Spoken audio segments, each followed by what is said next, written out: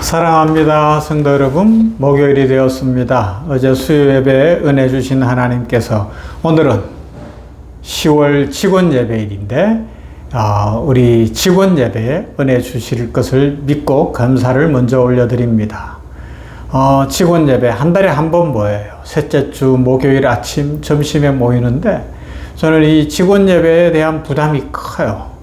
어떤 부담인가 하면 우리 직원들 중에 70-80%가 예수님을 안 믿으니까 그래도 기독교 병원, 선교 병원에서 일을 하고 한 달에 한 번 직원 예배로 보이니까 이 한 20분 내외의 짧은 설교 시간이지만 이 한 번의 예배를 통하여 전체 시간으로 40분 정도 드리는 예배를 통하여 찬양이든 대표 기도든 아니면 말씀이든 어느 순간에 성령이 역사하셔서 무지하게 구원이 필요한지도 모르고 은혜가 무엇인지도 모르고 살아왔던 우리 직원들이 의사, 간호사, 진료재원, 행정 모든 직원들이 주님을 딱 만나서 구원에 이르고 막 생명의 역사가 일어나기를 간절히 소망합니다. 그 외에도 성경 공부도 있고 새신자반도 있고 뭐 성경 읽기도 있고 숱한 모임들이 있는데 그때마다 하나님이 특별한 은혜를 주셔서 구원받는 역사들이 일어나기를 저는 날마다 기도하는 거예요.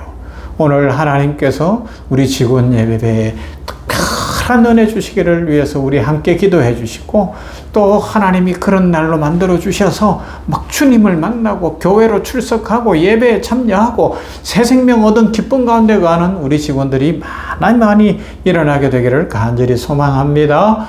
자, 말씀 보십시다. 에베소서 5장 4절 말씀. 에베소서 5장 4절 말씀입니다. 누추함과 어리석은 말이나 희롱의 말이 마땅치 아니하니 오히려 감사하는 말을 하라. 아멘. 예수님은 말씀하셨어요. 입으로 들어가는 것이 사람을 더럽게 하는 것이 아니라 입에서 나오는 모든 것이 사람을 더럽게 한다라는 것이죠. 입에서 나오는 것이, 모든 것은 아니죠. 입에서 나오는 것이 사람을 더럽게 한다. 그래서 이 말씀을 생각해 보면 말은 단순히 소리가 아닙니다. 그러면 그 말은 그 사람의 영혼의 상태를 드러내는 거울이라고 표현할 수 있어요. 말이 영혼의 거울인 거예요. 축복의 말, 감사의 말, 칭찬의 말, 긍정의 말, 사랑의 말.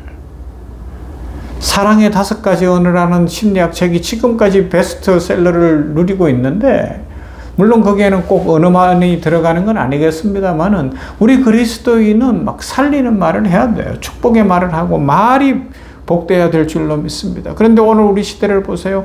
사람들이 입으로 하는 말이 거칠어요. 정치인들 막 모여가지고 막 다른 사람을 욕하고 비판할 때 보면 무서워요, 싸나워요, 거칠어요. 이 젊은 세대나 어린아이들을 생각한다면 그러면 안 되죠. 논쟁은 할 수 있어요. 그러나 말이 거칠어지면 안 되는데 왜 이럴까 생각됩니다. SNS를 보면 이 댓글 달고 막 글을 써놓는 거 보면 막 거칠어요, 무서워요, 살벌해요. 이런 말이 살벌해지면 안 됩니다. 우리 그리스도인들은 이런 시대에 사랑을 입은 자니 하나님을 본받는 자 되어서 말로써 감사하고 말로써 세상을 구하고 말로써 하나님의 나라를 확장해 가야 할 줄로 믿습니다. 그래서 오늘 성경을 보면 누추함과 어리석은 말이나 희롱의 말이 마땅치 아니하다 말씀하고 오히려 감사하는 말을 하라 명령하고 있습니다. 이 말의 거룩함은 감사에서 나온다는 것이죠. 사랑의 모습은 감사하는 말에서 드러나는 것이에요. 감사하는 사람은 불평 대신 찬양을 할 것입니다. 감사하는 상황의 결과가 아니라 마음의 태도입니다. 그래서 마음 자세가 다르기 때문에 감사하는 사람, 그 말을 하는 사람은 인생이 풀리는 거예요. 한 교회 집사님이 있었다는 거예요. 지난주에도 알려드렸죠. 이 집사님은 평생 집사로 살았어요. 뭐 가진 것도 없고 여러 가지로 가난하고 힘들고 어려웠기 때문에 뭐 중직자 투표를 해도 안 되는 거예요. 그냥 그래서 평생 서리 집사. 그런데 이분은 늘 감사합니다. 감사합니다. 누구를 봐도 인사하고 또 웃어주고 하는 거예요. 그래서 한 사람이 오랫동안 지켜보다가 질문을 했다는 거 아니에요. 아니 집사님 뭐가 그리 감사하세요? 집사님 보니까 감사하지 않을 일들도 많은 것 같은데 그런데 늘 감사하네요. 그러니까 이 집사님 뭐라고 대답했다고요? 이렇게 이야기했어요. 맞아요. 내 인생에서 감사 못할 일 많았어요. 마음 상하는 일도 많았어요. 그런데 감사합니다라고 말을 하니까 감사할 일이 자꾸 생기네요. 하나님이 자꾸 축복을 주시네요. 할렐루야. 그 말이 이제 성도들에게 들려진 거예요. 그러면서 성도들의 삶이 바뀌는 거예요. 야, 저 집사님이 평생 집사로 살았지만 하나님의 축복을 누구보다 많이 받는 이유가 저기에 있었구나. 우리들도 감사해야 되겠다. 막 교회가 바뀌는. 그래요. 이 세상이 감사하는 말로 말미암아 성도들의 감사하는 말로 말미암아 좀 바뀌었으면 좋겠어요. 정치계도 경제계도 교육계도 뭐 문화계도 사회 전반이 좀 확 바뀌었으면 좋겠어요. 감사하는 말을 통해서. 우리는 입술의 거룩함을 지켜내야 할 줄로 믿습니다. 하나님을 본받는 자는 세상의 언어를 담지 않아요. 비난과 조롱과 음담패설과 같은 말들은 오늘 말씀에는 누추함과 어리석은 말, 희롱의 말과 같은 것들이 되는데 이건 그리스도의 향기를 없애버려요. 그리스도의 향기를 없애버리는 말들. 좋은 향기를 없애버리는 그런 나쁜 향기 있잖아요. 화학적이고 인공적이고 아주 막 악취를 풍겨내는 그런 냄새가 아니라 은은하지만 변화시켜주고 기분을 좋게 하고 인생에 힘을 줄 수 있는 그리스도의 향기 말입니다. 감사와 축복이 우리의 일상의 언어가 되어 가야 할 줄로 믿습니다. 그래서 오늘 아침부터 한번 생각해 보십시다. 나는 눈을 뜨고 제일 먼저 어떤 말부터 했는가? 기도의 시간을 가졌는가? 눈을 뜨면서부터 힘들어. 오늘은 안 하고 싶어. 안 될 거야. 이런 말을 했는지 아니면 하나님 감사합니다. 오늘도 하나님이 힘 주실 줄 믿습니다. 길 여실 줄 믿습니다. 하나님 사랑하게 하실 줄 믿습니다. 베풀고 나누고 선교하고 하나님의 나라를 확장하게 하실 하나님을 찬양합니다. 그것을 한번 생각해 보시고 우리는 오늘 하루 온종일 말로써 누군가에게 상처를 주고 누구를 힘들게 하는 것이 아니라 회복시키고 살리고 힘있게 하는 그런 삶을 살아갈 수 있기를 바랍니다.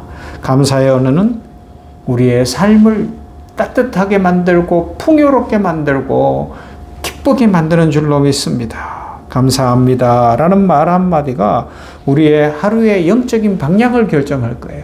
감사합니다 라는 말이 우리 인생의 방향을 결정할 거예요.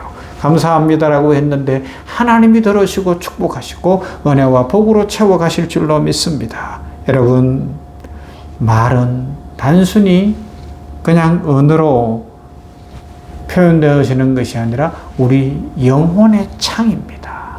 오늘도 감사의 말을 하며 세상의 누추함과 더러움을 쫓아가지 말고 예수 그리스도의 제자의 삶을 살아감으로 말미암아 나의 삶이 바뀌고 우리 가정의 삶이 바뀌고 우리 병원과 우리 교회와 우리 공동체, 나라와 민족의 삶이 바뀌는 그런 은혜를 누려보실 수 있기를 주님의 이름으로 축원합니다. 하나님 감사합니다.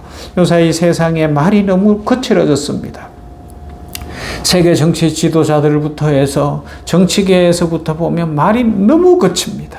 하나님, 폭력적이고 협박하고 빼앗고 무시하는 말들이 난무하는 이 시대 속에 우리 그리스도인들 하나님의 사랑을 입었고 하나님을 본받는 자의 삶을 살아가며 말이 감사의 말, 긍정의 말, 축복의 말, 은혜의 말, 사랑의 말을 풍성히 할 수 있도록 성령으로 충만케 하여 주시옵소서. SNS를 비롯하여 말이 너무 거칠어진 시대 속에 살고 있는데 우리 교회는 따뜻한 말로 사람을 살리는 교회가 되게 하시고 우리 성도들의 가정에 서로서로를 향한 따뜻하고 사랑이 넘치는 말이 있고 감사의 말이 있어 가정이 풍성하고 회복되고 힘이 나는 곳이 되게 하여 주시옵시며 오늘 우리 병원 효산의료재단 생명원 공동체도 하나님이 복을 주시되 직원들 상호간에 감사의 말을 함으로 말미암아 이 병원이 하나님의 축복이 더 풍성해지도록 복을 내려 주시고 특별히 오늘 직원 예배에 축복하여 주시어서